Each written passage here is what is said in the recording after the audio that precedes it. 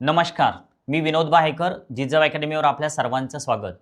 दरवर्षी महाराष्ट्रामध्ये BMSसाठी खूप कॉम्पिटिशन असते. म्हणजे अगदी सुरुवातीपासून काही मुलं गव्हर्नमेंट कॉलेजसाठी ट्राय करतात, काही सेमी गव्हर्नमेंट म्हणजे प्रायव्हेट कॉलेज की ज्यामध्ये स्कॉलरशिप मिळते. पण लक्षात घ्या महाराष्ट्रामध्ये असे काही BMS कॉलेजेस आहेत की जिकडे स्कॉलरशिप येत नाही.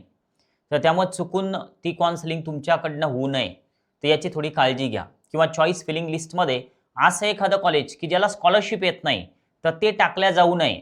तर याला याला सुद्धा थोडं अगोदरपासून नियोजन करणं खूप गरजेचं आहे. या व्हिडिओमध्ये आपण पाहतोय की BMS जर करायचं असेल, तर नेमकं आपला स्कोअर कमी आहे किंवा मग आपण बाउंडरीवर आहे स्कोअरच्या. मग आपल्याला कोणत्या राउंडपर्यंत थांबायचं काम पडू शकतं. कारण हा सगळा प्लॅन जर अगोदरपासून असेल, तर आपलं वर्ष वाया जाणार नाही. आणि थोडी मानसिकता पण थोडी बदलणार आहे आपली, की आता जर समजा सगळे राउंड होऊन सुद्धा जर कॉलेज मिळत नसेल, तर मग अशा वेळेस आपला अजून एक सेकंड प्लॅन जो आहे, बॅकअप म्हणतोय आपण ज्याला, की जो तयार पाहिजे. तर त्या कंडिशनमध्ये आपल्याला काय करता येईल? तर या सगळ्या गोष्टीची चर्चा सुरुवातीपासून होणं गरजेची आहे.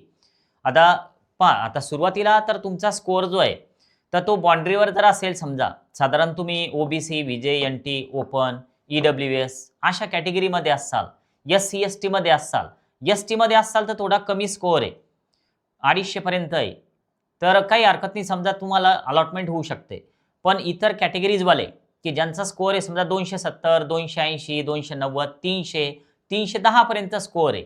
मग आता हे जे सगळे मुलं आहे, तर यांना अगदी शेवटपर्यंत थोडी काळजी असते, की सर कॉलेज मिळेल का?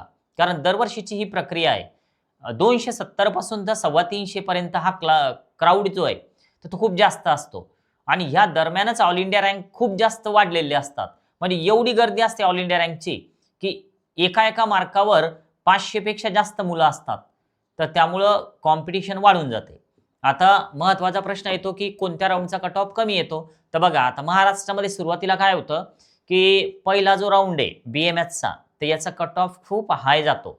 याचं कारण असं, की MBBS, BDS करणारे जी मुलं आहे, तर ते काय करतात, की इकडं BMSचे पण चॉईस टाकून ठेवतात.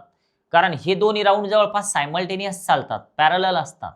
मग आता हे दोन्ही पहिले राउंड संपल्याच्या नंतर BMSच्या सेकंड राउंडचा कट ऑफ पण पाहिजे तेवढा कमी येत नाही. थर्ड राउंडला थोडाफार फरक पडतो. एकदमच कट ऑफ ड्रॉप होत नाही. पण BMSच्या चौथ्या राउंडच्या चॉईस फिलिंग जेव्हा सुरू होतात, तर तेव्हा एक नवीन जो दरवर्षी जो रूल आहे, की जो आपल्याला वेळेवर CET सेल पण नोटीसमध्ये कळवते. अगोदर पण असतं कळवलेलं, की चौथ्या राउंडसाठी इलिजिबल जे मुलं आहे, तर ते कुठेही जॉइन नसले पाहिजे. तेच मुलं चौथ्या राउंडच्या अलॉटमेंटसाठी इलिजिबल राहतात. आता त्यामुळं होतं काय, की चौथ्या राउंडचा कट ऑफ ड्रॉप होतो. मग आता प्रश्न असा येतो, की सर आम्हाला 265 मार्क्स आहे किंवा मग 205 आहे, 207 आहे. मग आम्ही जर चौथ्या राउंडपर्यंत थांबलो समजा, तर आम्हाला सीट मिळेल का? गॅरंटेड आहे का? आम्ही तुमची काउन्सिलिंग जॉइन करतो.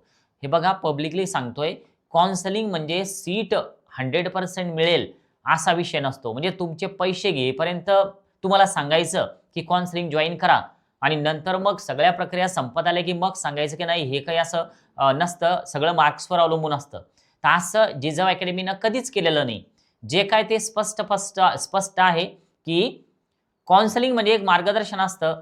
कोणतंच काउन्सिलिंग सेंटर तुम्हाला सीट मिळवून देण्याची गॅरंटी जर घेत असेल, तर थोडं 360 डिग्री जाऊन विचार करा. कारण सगळं मार्कांचा खेळ आहे. ऑल इंडिया रँकचा खेळ आहे सगळा. आता चौथ्या राउंडला सीट मिळेल का? 100% आहे का? तर गॅरंटी नसते.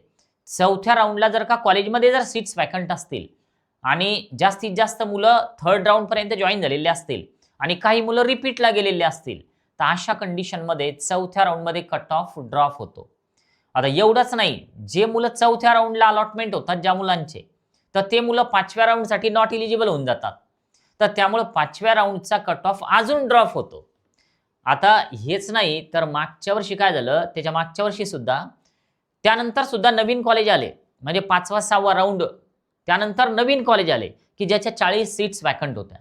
मग आता त्या कॉलेजमध्ये कट ऑफ ड्रॉप होणारच आहे. कारण चौथ्या 5व्या राउंडपर्यंत जे मुलं कुठेतरी समजा BHMS जरी घेतला असेल, तर ते BMSसाठी क्वालिफाय नसतात. तर त्यामुळे त्या कॉलेजचे कट ऑफ अजून कमी आले. पहा आता हे सगळं करत असताना, की सर आम्ही थांबतो फक्त आम्हाला BMSच मिळाला पाहिजे.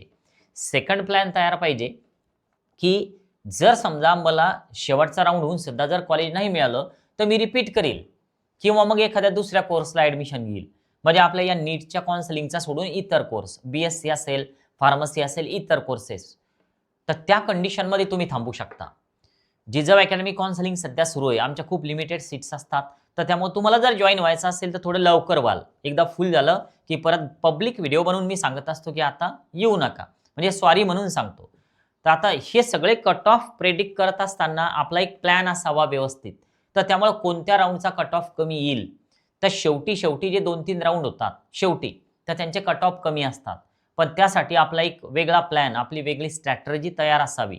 म्हणजे प्लॅन बी की ज्याला आपण बॅकअप प्लॅन म्हणतोय, तर ते थोडं बनवा आणि त्यानंतरच त्या प्रक्रियेमध्ये व्यवस्थित उतरा. आज आपण थांबूया. Okay, bye.